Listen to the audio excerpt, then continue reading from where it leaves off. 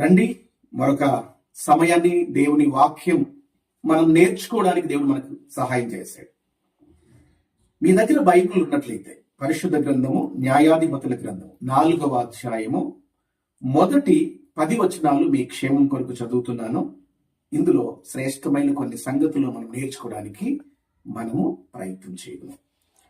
న్యాయాధిపతుల గ్రంథము 4వ అధ్యాయము మొదటి 10 వచనాలు. ఏహూదు మరణమైన తరువాత ఇశ్రాయేలీయులు ఇంకను యెహోవా దృష్టికి దోషులైరి గనుక యెహోవా ఆసోరులో ఏలు కనాను రాజైన యాబీను చేతికి వారిని అప్పగించెను.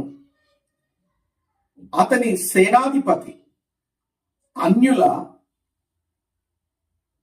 హరోషేతులో నివసించిన సిసేరా అతనికి 900 ఇనుప రథములుండెను.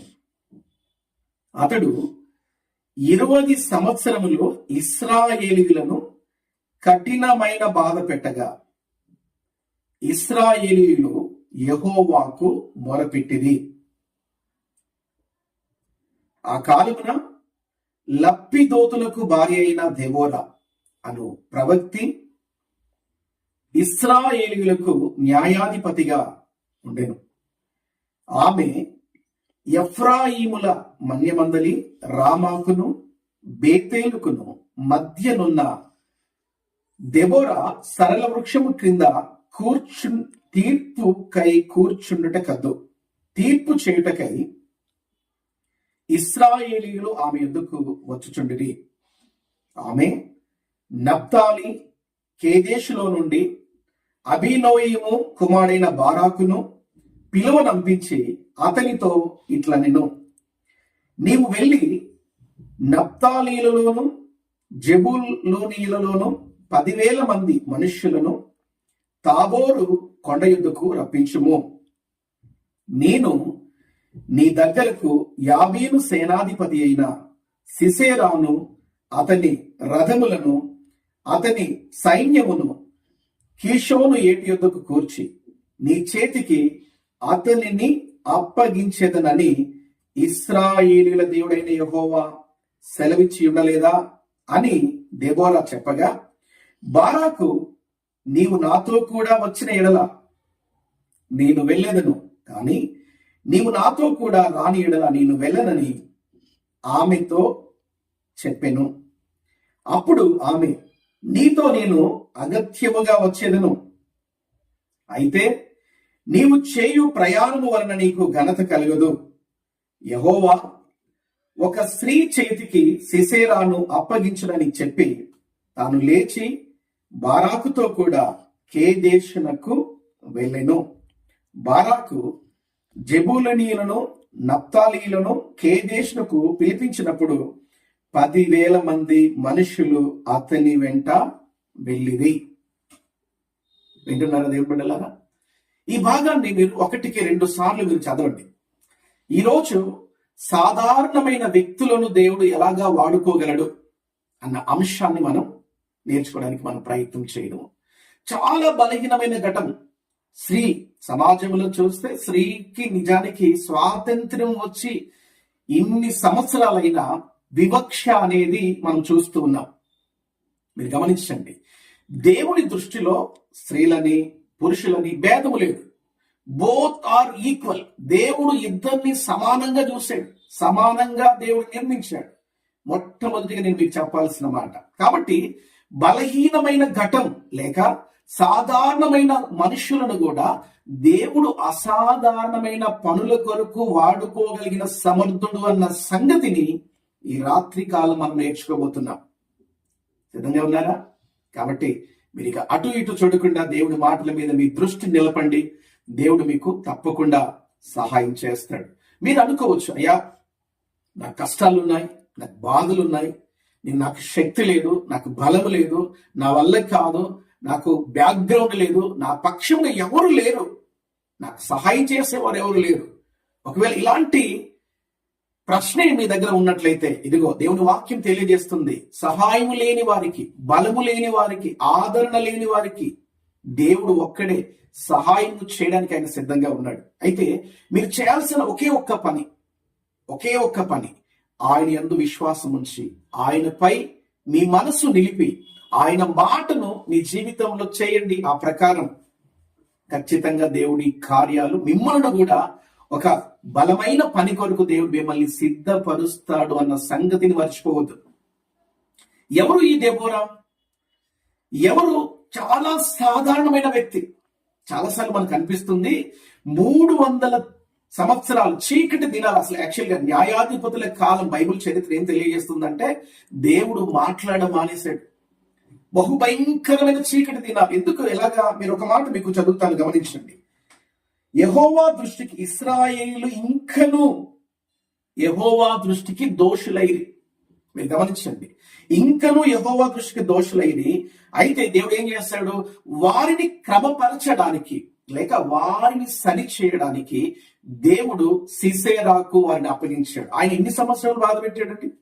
మీరు చాలాసార్లు మనకేమో కష్టంలో ఉంటే ప్రార్థన ఎక్కువ చేస్తాం, అవును కదా? నేనంటాను, కష్టంలో ఉన్నప్పుడు ఇంకా ఎక్కువగా చేయాలి. మీకు ఎవరికైనా శ్రమ కలిగినా ఖచ్చితంగా అతను ప్రార్థన చేయాలి. శ్రమలలో అటు ఇటు చూడవద్దు, శ్రమలలో ప్రార్థన చేయాలి. మీరు గత పాఠం మీకు గుర్తు చేశాను. లేయా తన శ్రమలలో దేవునికి మొరపెట్టింది. దేవుడు ఆమె శ్రమను చూశాడు, ఆమె గర్భాన్ని తెరిచాడు. లేయా ఒక మాట అనింది, దేవుడు యెహోవా నా శ్రమను చూచెను. ఈ రాత్రికాలం దేవుని మాటలు వినుచున్న దేవుని సంగమా, దేవుని బిడ్డలారా, ఏ ప్రాంతంలో ఉండి మీరు ఈ మాటలు వినుచున్నారో నాకు తెలియదు, కానీ మీ శ్రమను చూసే దేవుడు ఆయన. మీరు చేయాల్సింది ఒకటే, నన్ను ఎవరు చూడట్లేదు, నా కష్టం ఎవరు పట్టించుకోవట్లేదు, నా పక్షం ఎవరు నిలబడలేదు, ఒకవేళ ఇలాంటి ప్రశ్న మీకు ఉన్నట్లయితే ఇదిగో మిమ్ములను కూడా ఒక అసాధారణమైన పని కొరకు దేవుడు వాడుకోగల సమర్థుడు అన్న సంగతిని ఈ రాత్రి కాలం వాక్యంలో మనం నేర్చుకోబోతున్నాం. అంటున్నారా? గమనించండి, ఆయన చూసే దేవుడు, మేము ప్రకటించే చూన్న దేవుడు ఆయన సజీవుడు. ఆయనకు చెవులున్నాయి, ఆయన చూస్తాడు.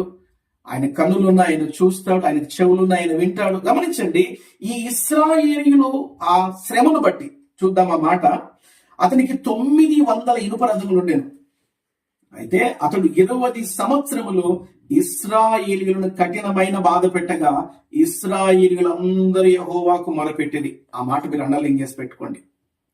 ఏం చేశారండి? మొర అనే మాట బైబిల్ గ్రంథంలో ప్రార్థన, దేవుని అడగడం, దేవుని వైపు చూశారు. ఈ శ్రమ నుండి నన్ను విడిపించగలిగిన వారెవరు? ఈ కష్టముల నుండి నాకు విడుదల అనుగ్రహించగలిగిన వారెవరు? ఈ శ్రమలలో నా పక్షముగా నన్ను ఆదుకునే వారెవరు అన్న రీతిగా ఇశ్రాయేలీయులందరూ ఏకముగా దేవుని వైపు చూస్తూ మొరపెట్టారు. నేను మీకు ప్రారంభంలో చెప్పాను, ఈ దేవుడు ప్రార్థన ఆలకించేవాడు, ఈ దేవుడు మొరలు ఆలకించేవాడు. ఈ దేవుడు ఖచ్చితంగా నీ విశ్వాసంతో నీవు ప్రార్థించినట్లయితే, నువ్వు మొరపెట్టినట్లయితే, నువ్వు ఆయన వైపు తిరగగలిగినట్లయితే నీ హృదయ వాంఛలను ఆయన తీర్చగలిగిన సమర్థుడు. వింటున్నారా? నీ ప్రార్థన ఆలకించి నీ పక్షమున బలమైన కార్యములు చేయగలిగిన దేవుడు. ఇక్కడ గమనించండి, ఇశ్రాయేలు ప్రజలు ఎప్పుడైతే వారి శ్రమను బట్టి, కఠినమైన శ్రమ, మీకు అనిపించవచ్చు ఈ టెక్నాలజీ ఎంత పెరిగిన రోజులలో ఏంటయ్యా ఈ శ్రమలు? నేనంటాను, ఈ శ్రమల ద్వారా దేవుడు మేలు చేస్తాడు. ఈ శ్రమలలో దేవుని వైపు తిరగాలి. శ్రమలను చూసి కృంగిపోకండి. చూడండి, శ్రమలలో కూడా మీరు చేయాల్సిన ఒకే ఒక్క పని ప్రార్థన. మీకు తెలుసు కదా, శ్రమలలో కూడా అందరూ చేయవలసిన పని. శ్రమలలో అటు ఇటు తొలగిపోవద్దండి. శ్రమలు మీ మేలుకే, శ్రమలు మన మేలుకే, శ్రమలు మన జీవితానికి మేలే చేస్తాయి. అయితే ఒక సాధారణమైన వ్యక్తులను కూడా ఈ శ్రమలు అసాధారణమైన వ్యక్తులుగా మార్చగలుగుతాయి అని మీరు మర్చిపోకూడదు. ఇక్కడ ఇశ్రాయేలు ప్రజలు మొరపెట్టారు. దేవుడు ఏం చేశాడు?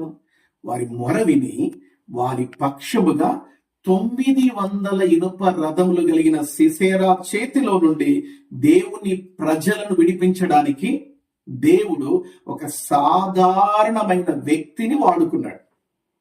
వింటున్నారా? దేవుడు చాలా ఆర్డినరీ పర్సన్స్ ను వాడుకున్నాడు. ఎలా? అది మనం ఈ రోజు వాక్యంలో మనం చూద్దాం. రండి. దేవుడు వాడుకున్న స్త్రీ, నిజానికి ఈ దెబోరా ఎవరండి? 4వ వచనం చదువుతున్నాను. ఆ కాలమున లపిదోతునకు భార్య అయిన దెబోరా అను ఒక ప్రవక్తి. ఎవరండి ఆమె? లపిదోతునకు భార్య. ఆమెకు కుటుంబం ఉంది, ఆమె వివాహిత. గమనించండి దేవుని బిడ్డలారా, దెబోరా అనే మాటకు బైబిల్ గ్రంథంలో రాయబడిన దానికి అర్థం ఏమిటంటే తేనెటీగ. మీరు చూసారా తేనెటీగను? తేనెను చూసారా? తేనెను తిన్నాం కానీ తేనె తయారు కావడానికి ఎంత కష్టపడుతుందో తెలుసా తేనెటీగ? తేనెటీగ కష్టజీవి. దెబోరాకు ఆ పేరు ఎలా వచ్చేసింది? కొంతమందికి వారు చేసే పనిని బట్టి పేరు వస్తుంది, కొంతమందికి పేరును బట్టి పని చేస్తారు. మీకు అర్థమవుతుంది కదా? గనురాలు. బైబిల్ గ్రంథంలో రాజుల గ్రంథం 4వ అధ్యాయంలో మనం చూస్తే ఒక స్త్రీ ఉంది, ఆమె పేరు గనురాలు. ఆమె చేసిన ఘనమైన పనిని బట్టి ఆ పేరు ఆమెకు రాగలిగింది, అంతే. ఇక్కడ దెబోరా అనే మాటకు మీరు రాసుకునే అర్థము తేనెటీగ. తేనె గురించి ఒక మాట మీకు చెప్తాను. తేనె, మనం హైదరాబాద్ లో ఉండే తేనె గురించి నేను మాట్లాడట్లేదు. నిజమైన తేనె, స్వచ్ఛమైన తేనె, అది చెడిపోదు. అన్నింటిలో తేనెను వాడతారు, అన్నింటిలో తేనె. మరి ముఖ్యముగా తేనెను ఒక మెడిసిన్ గా వాడతారు. తేనెకున్న గుణములు మీరు చూడండి, తేనె చెడిపోదు. తేనెటీగ ఒక తేనె తయారు కావాలి అంటే దాదాపు ఒక 1/2 లీటర్ తేనె కావాలి అంటే తేనెటీగ ఏం చేస్తుందో తెలుసు దేవుని బిడ్డలారా? 1,44,000 కిలోమీటర్లు ఎగురుతాయి. మరలా చెప్తున్నాను, 1,44,000 కిలోమీటర్లు తిరిగి ఆ పువ్వులో ఉన్న మకరందాన్నంతా సేకరించి కలెక్ట్ చేసి తేనెగా ఒక 1/2 లీటర్, ఒక 500 ml తేనె రావడానికి 1,44,000 కిలోమీటర్లు తేనెటీగ తిరుగుతుంది. అంటే గమనించండి, అంత కష్టపడుతుంది దేవుని బిడ్డలారా. ఆలోచించండి. అందుకే తేనెను దేంట్లో వాడతారు? ఆయుర్వేద మెడిసిన్ గా ఎక్కువగా వాడతారు. ఆయుర్వేద మెడిసిన్ లో మీరు గమనించండి, ఎక్కువగా వాడే పదార్థం ఏదైనా ఉంది అంటే తేనె.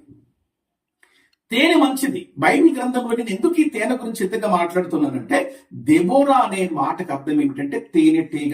తేనెటీగ ఎంత కష్టపడుతుందో, ఆ తేనెటీగ కష్టం నిజానికి ఈ దెబోరాకు ఆ పేరు నిజానికి వారు అలాగే పెట్టారేమో అనిపిస్తా ఉంటుంది. ఎందుకంటే దెబోరా కూడా తనకు కుటుంబం ఉన్నప్పటికీ కూడా ఆమె చేసిన కొన్ని ఘనమైన పనులు ఈ రాత్రి కాలం మీతో పంచుకుంటారు. ఆమెకు కుటుంబం ఉంది, ఆమెకు భర్త ఉన్నాడు, ఆమెకు కుటుంబం ఉంది, ఒక ఫ్యామిలీ. ఆమెకు ఎంతమంది పిల్లలు, ఆ వివరాలు బైబిల్ పూర్తిగా మనకి ఏం తెలియవు, కానీ కుటుంబానికి చెందిన ఆమె ఒక వివాహిత. అయితే ఈ వివాహిత అయినప్పటికీ కూడా ఆమె చేసే పని ఏంటో తెలుసా? చూడండి, 5వ వచనం చదువుతున్నాను. ఆమె ఎఫ్రాయిమీల మన్యమందలి రామాకును బేతేలుకును మధ్యన ఉన్న దెబోరా సరళ వృక్షము క్రింద తీర్పుకై కూర్చుండుట కద్దు. తీర్పు చేయుటకై ఇశ్రాయేలీయులు ఆమె యుద్ధకు వచ్చుచుండిరి. గమనించారా ఈ మాటలు? గమనిస్తున్నారా? సరళ వృక్షం దేనికి గుర్తు? నీతిమంతునికి గుర్తు. ఆ పదాలు రాసుకోండి. సరళ వృక్షం దేనికి గుర్తు? నీతిమంతునికి గుర్తు. ఎక్కడ? ఎఫ్రాయిము మన్యమందు. ఎఫ్రాయిము అనే మాట మీరు గమనించండి దేవుని బిడ్డలారా, అది రెట్టింపు ఘనత. మీరు అర్థమవుతుందా? లేక అభివృద్ధి, లేక ఫలం. ఇవి కూర్చున్న స్థలం చూడండి, దెబోరా కూర్చున్న స్థలం రామాకు బేతేలుకు మధ్య. ఈ రాత్రి కాలం ఈ ఉపవాస ప్రార్థనలో నువ్వు ఎక్కడ కూర్చుంటున్నావు? ఇది ప్రశ్న. మనుష్యుడు విత్తే విత్తనాన్ని బట్టి ఖచ్చితంగా ఆ పంట వస్తుంది. మీరు గమనించండి, వేరుశనక్కాయలు వేసి విత్తనాలు వేస్తే వేరుశనక్కాయలు వస్తాయి, మరో విత్తనం వేస్తే మరో పంట. మనం వేసే విత్తనం ఏదైతే ఉంటుందో అదే వస్తాయి. కాబట్టి ముండ్ల పొదలలో పల్లీరుగాయలు ఏమంటారు, దానిమ్మ తోటలో నిమ్మకాయలు రావండి, నిమ్మ తోటలో మామిడి పండ్లు వెతకలేము. కాబట్టి ఈమె కూర్చున్న స్థలం చూడండి, రామాకు బేతేలుకు మధ్య ఆమె కూర్చుంది. ఎఫ్రాయిము ఏంటంట? రామ అంటే ఎత్తైన స్థలం లేక ఉన్నతమైన స్థలం, బేతేలు అంటే దేవుని ఇల్లు, సరళ వృక్షం అంటే నీతిమంతుడు. గమనించండి, లేదా ఖర్జూర వృక్షం అనే మాట కూడా మనం చూస్తాం బైబిల్ గ్రంథంలో. అంటే ఆమె కూర్చున్న స్థలం గమనించండి, ఎత్తైన స్థలం. దేనికి సాదృశ్యం? బైబిల్ గ్రంథంలో అది ప్రార్థనకు, పరిశుద్ధతకు సాదృశ్యం. వింటున్నారు దేవుని బిడ్డలారా? మనము ఎక్కడ కూర్చుంటున్నా బైబిల్ ఏమంటుంది? మొదటి కీర్తన, దుష్టుల ఆలోచన చొప్పున నడవక, పాపుల మార్గమున నిలవక, అపహాసకులు కూర్చుండు చోట కూర్చుండక, యెహోవా ధర్మశాస్త్రమందు దివారాత్రులు ధ్యానించేవాడు ధన్యుడు. విన్నారా? ఎక్కడ కూర్చోవాలి? అపహాసకులు కూర్చుండే చోటే కాదు, గేలి చేసే వాళ్ళు కూర్చున్న చోట కాదు, ఎగతాళి చేసే వాళ్ళతో లోకస్తులు కూర్చున్న చోట కాదు. ఒక వ్యక్తి దేవునిపై నమ్మకం ఉంచినప్పుడు దేవుని సన్నిధిలో కూర్చోవడం ఆశీర్వాదకరం. అందరూ ఆమేన్ చెప్పండి. ఈ రాత్రి కాలం నీవు కూర్చున్న స్థలం వింటున్నారా? మీరు ఆలోచించండి.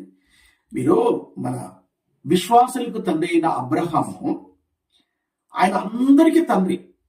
అయితే అబ్రహాము తన తమ్ముని కుమారుడు. లోతు ఎవరు? తన తమ్ముని కుమారుడు. ఈ అబ్రహాముతో పాటు లోతు కూడా వచ్చేసాడు. ఒక స్థలం దగ్గరికి వెళ్ళేసరికి అబ్రహాము 18వ అధ్యాయం ఆదికాండం ఎక్కడికి వచ్చున్నాడు? మమ్రే వృక్షం దగ్గరకు వచ్చున్నాడు. విన్నారా?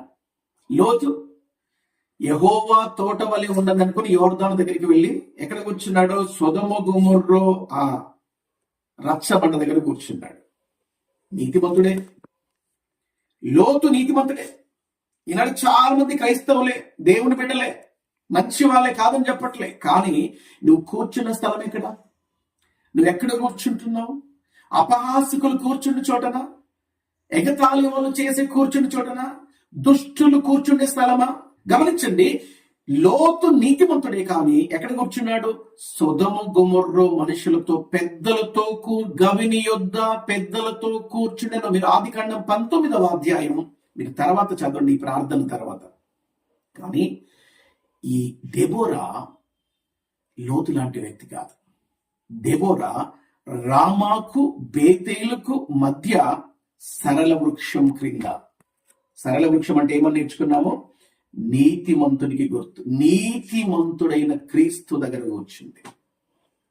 మనకి ఫలం ఇచ్చేది ఆయనేగా, మనకి సహాయం చేసేది ఆయనేగా. ప్రతి ఈవి, ప్రతి శ్రేష్టమైన వరం అది పరసంబంధమైనదై జ్యోతిర్మయుడకు తండ్రి యొద్ద నుండి మనకు వస్తుంది. గమనించండి, ప్రతి ఈవి మన జీవితంలో మనము అనుభవిస్తున్న ప్రతి ఈవి దేవుని యొద్ద నుండి మనకు వస్తుంది. వింటున్నారు నా మాటలు? కాబట్టి మనం కూర్చున్న స్థలాన్ని బట్టి మనకు వచ్చే ఆశీర్వాదాలు ఉన్నాయి. మనం కూర్చున్న స్థలాన్ని బట్టి దేవుడు మనల్ని వాడుకునే విధానం ఉంటుంది. మనం కూర్చునే స్థలాన్ని బట్టి మనం ఎక్కడ పడితే అక్కడ కూర్చునే వాళ్ళం కాదు. కాని చోట కూర్చోకూడదండి. కాని చోట ఉండకూడదు. మనం కాని చోట ఉన్నవారు చాలా నష్టపోయారండి దేవుని బిడ్డలారా. కాని చోట మీకు కొన్నిసార్లు చాలా సమయం వేస్ట్ చేస్తారు కదా. ఎక్కడ కూర్చోవాలో తెలియక హోటల్స్లలో, ఎక్కడ కూర్చోవాలో తెలియక పబ్లిక్ ప్లేసెస్లలో. నేను అంటాను, మీరు అక్కడ ఇక్కడ కూర్చోవడం కంటే దేవుని సన్నిధిలో కూర్చోండి. దేవుని సన్నిధిలో కూర్చుంటే ఎలియా ఏమన్నాడు తెలుసా? నేను ఎవరి సన్నిధిలో ఉన్నానో బలం వచ్చేస్తుంది, ధైర్యం వచ్చేస్తుంది, తెగింపు వచ్చేస్తుంది, రోషం వచ్చేస్తుంది, పౌరుషం వచ్చేస్తుంది, ప్రార్థన పట్ల విజయం వచ్చేస్తుంది. దేవుని సన్నిధిలో కూర్చుని ఎలియా ఏమని ప్రార్థించాడు? ఇదిగో యెజబెలు పెట్టిన ఆ భయానికి భయపడాల. మీరు ఎందుకయ్యా కన్ఫ్యూజ్ అవుతున్నారు? మీరు ఎందుకయ్యా రెండు తలంపుల మధ్యలో ఉన్నారు? ఇదిగో నేను ఎవరి సన్నిధిలో ఉన్నాను. ఈనాడు దేవుని బిడ్డ, నువ్వు ఎవరి సన్నిధిలో ఉన్నావు? పేరుకు క్రైస్తవుడవే, పేరుకు దేవుని బిడ్డవే, పేరుకు బాప్తిసం తీసుకున్నావు కదా. ఆ పాఠములు మీకు గుర్తు చేస్తాను కదా. మారు మనసు పొందుకొని నీటి బాప్తిసం తీసుకొని పరిశుద్ధాత్మ నింపుదల. ఈనాడు చాలా మందికి ఈ బోధలు అర్థం కావడంలా. నామినల్ క్రిస్టియానిటీ ఇంకెంతకాలం, నామకార్థ జీవితం ఇంకెంతకాలం. నీవు దేవుని బిడ్డగా నువ్వు ఎక్కడ కూర్చోవాలి? కాని చోట.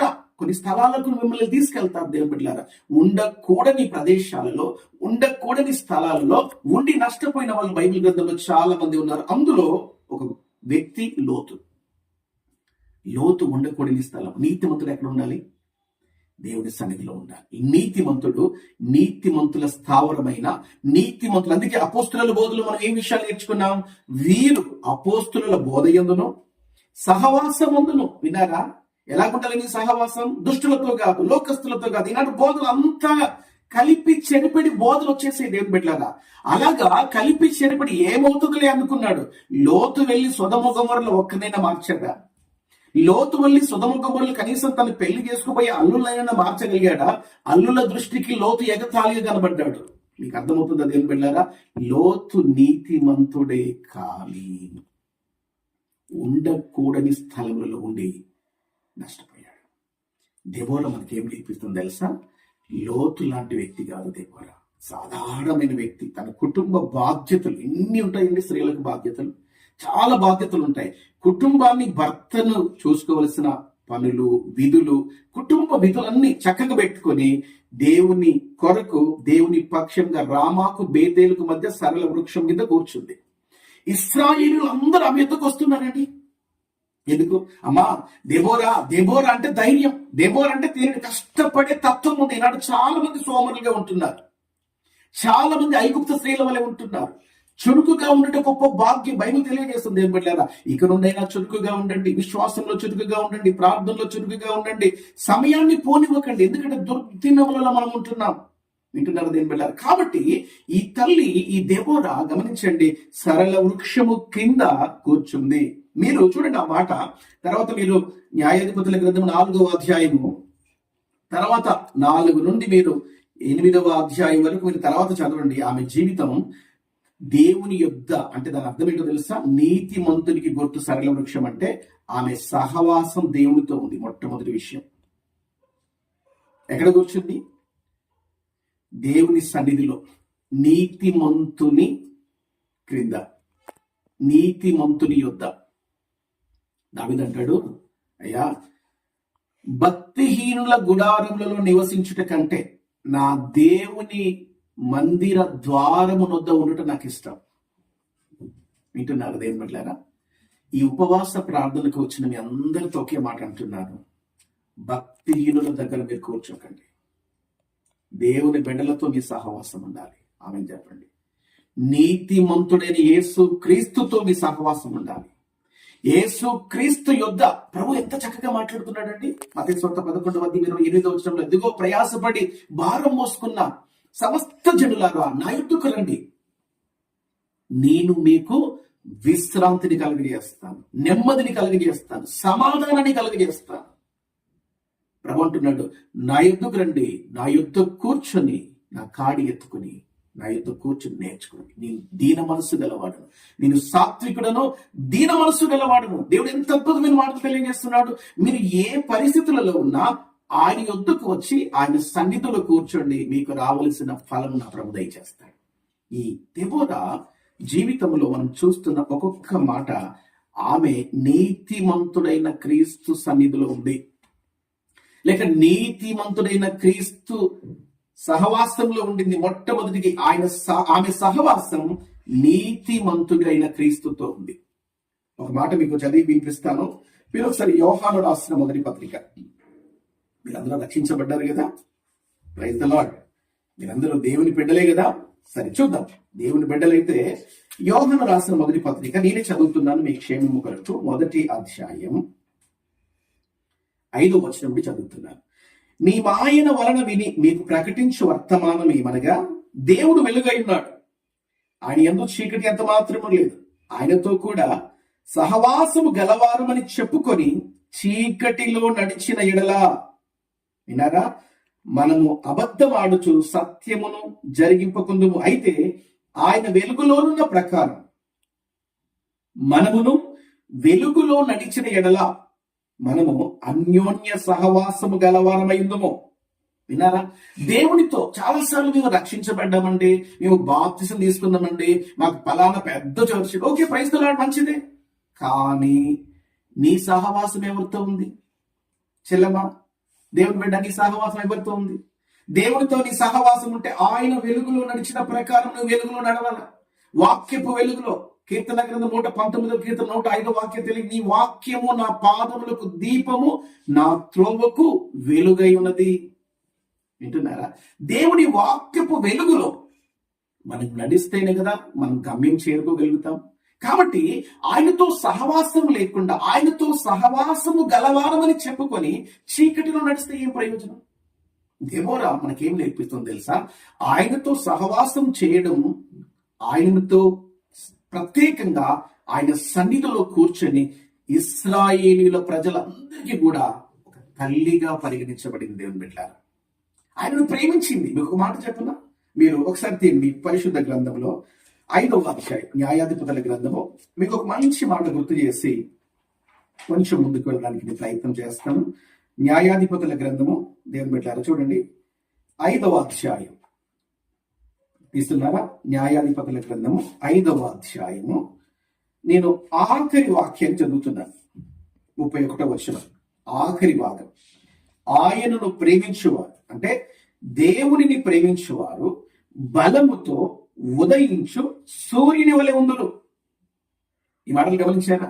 దేవుణ్ణి ప్రేమించేవారు, దేవుని సన్నిధిలో ఉండేవారు, దేవుడితో సహవాసం చేసేవారు బలముతో ఉదయించు సూర్యుడు ఎంత బలంతో ఉదయిస్తాడు? అసలు సూర్యుడు ఒకవేళ ఉదయించకపోతే పక్షులన్నీ కూడా ఇలాగ ముడుచుకొని పోతాయి. మనం కూడా చూడండి, దుప్పటి తీసి బయటికి రావాలంటే కష్టం. వింటర్లో మనం చూడాల్సిన పరిస్థితి. ఒకవేళ మంచు పడుతున్నప్పుడు, ఒకవేళ తుఫాను చెలరేగుతున్నప్పుడు, సూర్యుడు ఉదయించకుండా కనుమరుగైపోయినప్పుడు అసలు మన ప్రాణానికి శక్తి ఉండదండి. అసలు ఉత్తేజం అంత డల్గా అయిపోతాం మనం. ఎందుకు తెలుసా? సూర్యుడి కనబల్ల. అలాగా దేవుణ్ణి ప్రేమించేవారు బలముతో ఉదయించు సూర్యుని వలె ఉంటారు. ఈ రాత్రి కాలం మిమ్మల్ని కోరేది ఒకటే. దెబోరా ఒక సాధారణమైన గృహిణి, దెబోరా ఒక సాధారణమైన వ్యక్తి, కానీ దెబోరా కష్టజీవి.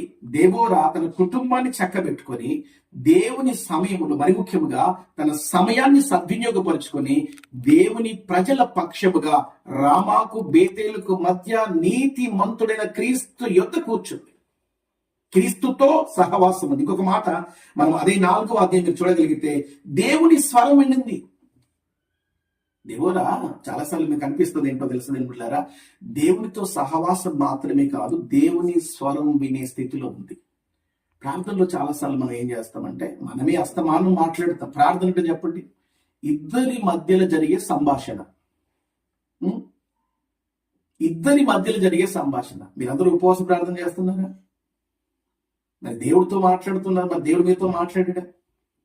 ఆలోచించండి. దేవుని స్వరం వినింది.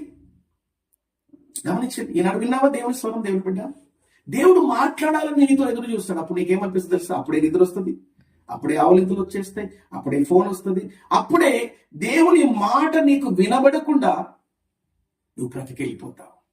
దేవుడు మాట్లాడతాడు, అది నీకు వినబడదు. దేవుడు మాట్లాడతాడు, అది నీకు వినబడదు. కానీ దెబోరా అలాంటి వ్యక్తి కాదండి. దెబోరా బాధ్యత కలిగిన ఒక స్త్రీ. దేవుని సన్నిధిలో మరి ముఖ్యముగా దేవుని స్వరం వినడం కొరకు ఎదురు చూసింది.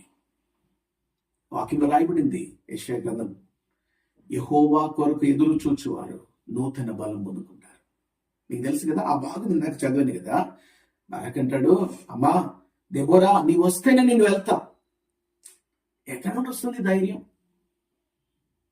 ఒక అబల, ఒక గృహిణి దేవుని ప్రజల పక్షముగా నడుము కట్టుకుని ముందుకెళ్ళింది. ఒక సాధారణమైన వ్యక్తి, అసాధారణమైన వ్యక్తిగా దేవుడు మార్చగలిగినాడు. దేవుడు బిడ్డలారా, ఈ రాత్రి కాలం మిమ్మల్ని కోరేది ఒకటే, దేవుడు మనందరితో మాట్లాడుతున్నది ఒకటే. నువ్వు సాధారణమైన స్థితి ఉండవచ్చు, అయితే నువ్వు దేవుని సన్నిధిలో కూర్చుంటే ఎనలేని శక్తి ఆయన నీకు దయచేస్తాడు.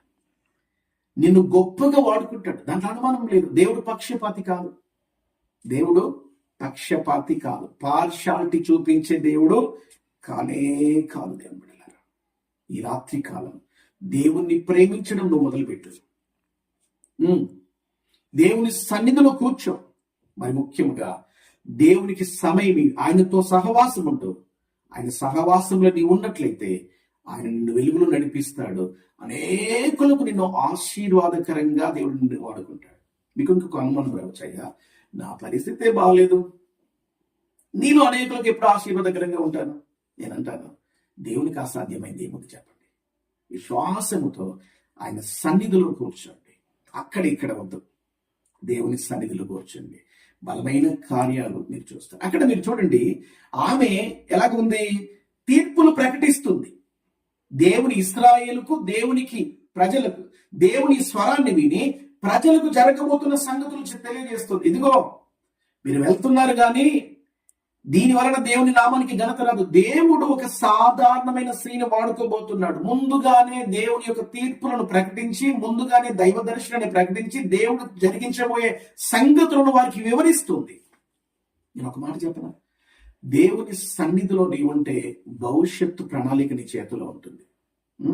దేవుడు ఏం చేయబోతాడో నీకు ముందుగానే క్లియర్గా నీకు దేవుడు అందిస్తాడు. ఆ వర్తమానాన్ని, జరగబోయే సంగతులను దేవుడు నీకు రివీల్ చేస్తాడు. వింటున్నారు దేని పిల్లారా? జరగబోతున్న సంగతులను, అబ్రహాము జీవితంలో అలాగనే జరిగింది. జరగబోతున్న సంగతులను అబ్రహాముకు దేవుడు రివీల్ చేశాడు. దేవుని సన్నిధిలో నీవుండు, ఖచ్చితంగా దేవుడు నీ పట్ల కార్యాలు జరిగిస్తాడు. నా మాట అర్థమవుతుంది కదా? దెబోరాను వాడుకున్నవాడు నిన్ను వాడుకోవడానికి సిద్ధంగా ఉన్నాడు.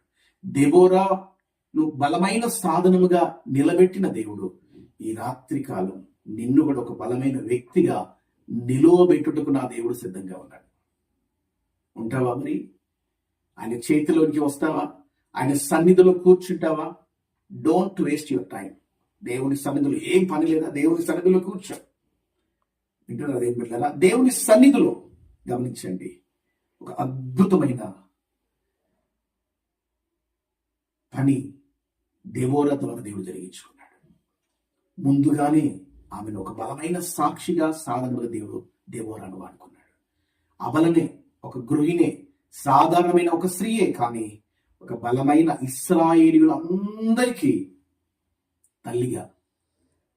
తల్లిగా దేవుడు, ఇశ్రాయేలీయులకు తల్లిగా దేవుడు ఆమెను వాడుకున్నాడు.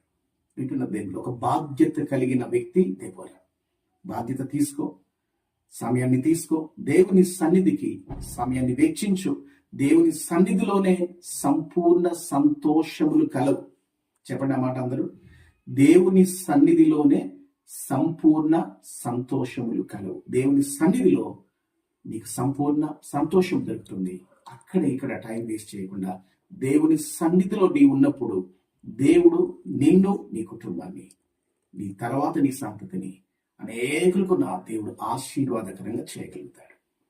ఆమేన్. వింటున్నారు కదా? తలలో ఉంచండి, కళ్ళు మూసుకోండి, చిన్న ప్రార్థన చేసుకొని మనం ముగించుకుందాం. మరలా చెప్తున్నాను, దేవుని సన్నిధిలో నీవు ఉన్నట్లయితే దేవుని సన్నిధిలో సంపూర్ణ సంతోషం ఉంటుంది.